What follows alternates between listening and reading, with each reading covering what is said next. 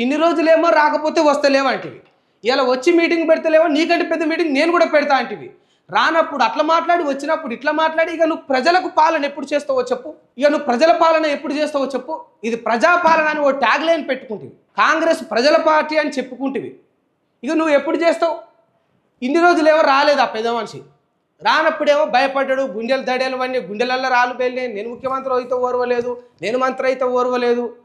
Congress party అధికారంలోకి వస్తే కేసీఆర్ సగం చచ్చిండు. దమ్ముంటే కేసీఆర్ బయటికి రానికి సవాల్ విసురుతున్నా, రా ప్రతిపక్ష హోదాను నువ్వు నిర్వర్తించు, ప్రతిపక్ష నాయకుడిగా నువ్వు వ్యవహరించు అని అంటివి.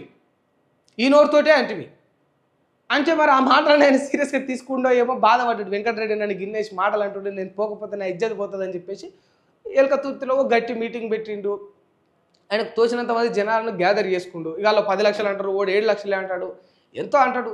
జనాలు అయితే వచ్చిండ్రు, వాళ్ళందరికీ చెప్పిండు, మరి మీరు ఓట్లేసి ఎన్నుకున్న ప్రభుత్వం గిట్లా చేస్తూ ఉన్నది, మరి మీరు కూడా ప్రశ్నించాలి, మరి నేను కూడా ప్రశ్నిస్తా, మనకు బంగారం రాకపాయే, పెన్షన్ రాకపాయే అని పలు అంశాలు పెట్టిండు.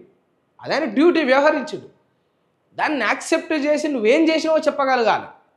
నువ్వేమైనా చేయకుంటే దాన్ని పరిగణలోకి తీసుకొని అవి తీర్చిదిద్దాలి. ఇవి ప్రతిపక్ష నాయకుడితో పోటీపడి మీటింగ్ పెడతా అంటా ఉన్నాడు చూడరు మన మంత్రి. నిజం వాళ్ళని మనం ఎన్నుకున్నాం, ఏం చేయాలి చెప్పుండ్రి. రారా అంటారు, ఇక వచ్చినాక మాట్లాడితేమో గిట్ల చేస్తారు. ఇది ఏమన్నా తెలంగాణ సమాజానికి మంచిదా? మరి మైండ్ ఉండి మాట్లాడతారా, మైండ్ లేక మాట్లాడతారా? మరి ఇసోటోళ్ళు మంత్రులు ఎట్లా అయ్యారో కూడా అర్థం కాదు. గ్రూప్ 1 నియామకాలపై అప్పీలు దాఖలు చేసిన టీజీపీఎస్సీ తెలంగాణలో గ్రూప్ 1 నియామకాలను తాత్కాలికంగా నిలిపివేయాలంటూ హైకోర్టు సింగిల్ బెంచ్ ధర్మాసనం జారీ చేసిన మధ్యంతర ఉత్తర్వులను సవాల్ చేస్తూ టీజీపీఎస్సీ అప్పీలు దాఖలు చేసింది. ఈ పిటిషన్పై సీజే ధర్మాసనం మంగళవారం విచారణ చేపట్టనుంది. గ్రూప్ 1 నియామకాల్లో అక్రమాలు చోటు చేసుకున్నాయంటూ కొందరు అభ్యర్థులు హైకోర్టును ఆశ్రయించిన సంగతి తెలిసిందే.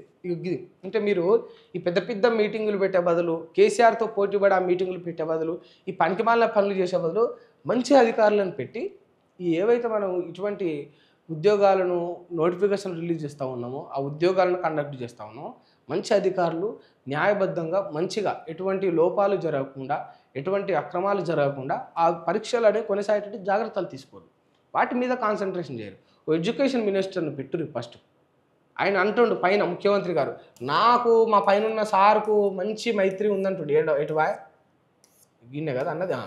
ఇగో మాకు మా సార్కు మంచి మైత్రి ఉందన్నాడు. అంత మంచి మైత్రి ఉంటే ఓ ఎడ్యుకేషన్ మినిస్టర్ని పెట్టండి సార్. పెడితే అవకతవకలు జరగకుండా, అక్రమాలు జరగకుండా గడితికు దృష్టి పెట్టమని ఒకరికి ఒక బాధ్యత అప్పగించండి. ఎంతైనా ఇప్పుడు ఎవరికైనా ఉంటుంది కదా, ఇంటికి పెద్ద మనిషి ఉన్నాడు అంటే ఒకలా ఉంటుంది పిల్లలకు, లేకపోతే ఇంకోలా ఉంటుంది. చూస్తూనే ఉంటాం కదా. అయ్యొస్తుందంటేనేమో బుక్కులు పట్టుకొని చదువుతారు, అయ్యలేడంటేనేమో ఏం చేస్తారు, ఫోన్లు ఒత్తుకుంటా టీవీ చూసుకుంటా ఆడుతూ ఉంటారు. అది ఏ కుటుంబంలోనైనా జరుగుతుంది. ఎందుకంటే ఇంటికి పెద్ద మనిషి ఉంటే ఆ భయం బాధ్యత అట్లా ఉంటుంది. ఎడ్యుకేషన్ సిస్టమ్ కూడా అంతే కదా. నీ దగ్గరే పెట్టుకొని నీ పనులు నీ బిజీలోనే నువ్వు ఉంటివి. ముఖ్యమంత్రి అయ్యి నువ్వు ఇంకా మైత్రిల గురించి మాట్లాడబడుతుంది, సంబంధాల గురించి చెప్పుకోబడుతుంది. అటువంటి పరిస్థితిలో నువ్వు ఉంటివి. ప్రజాపాలన అంటివి ప్రజల గురించి పక్కనే పెడుతుంది.